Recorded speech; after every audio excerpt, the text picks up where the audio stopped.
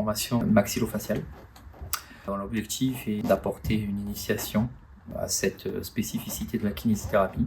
Il se passe en 3 parties le cours. Il y a un premier séminaire qui se fait sur l'articulation temporomandibulaire avec bien sûr toutes les données anatomiques, la physiologie, les pathologies qui tournent autour et puis le bilan et la rééducation autour de cette structure. Le deuxième stage, il se déroule sur la partie faciale et notamment les paralysies faciales avec toujours la même déroulé, anatomie, bilan, physiologie, physiopathologie, rééducation. Et puis le dernier séminaire, il est axé sur la partie linguale.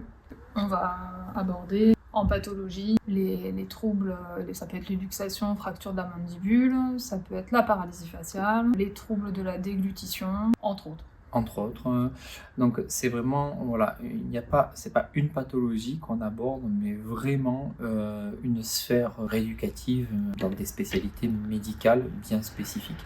À noter que dans cette prise en charge, on va utiliser des techniques spécifiques à la maxillofaciale, mais c'est aussi une approche qui va demander aux étudiants de faire une synthèse de tous leurs acquis.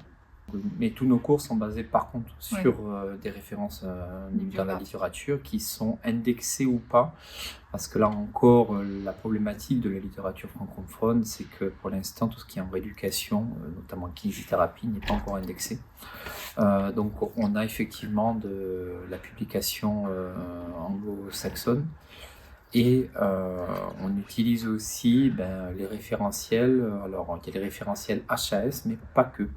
On essaie surtout de se fier à ce qui est fait à l'international et aux différentes sociétés internationales, soit en odontologie, soit en chirurgie maxillofaciale, soit au niveau aussi ORL, CCF.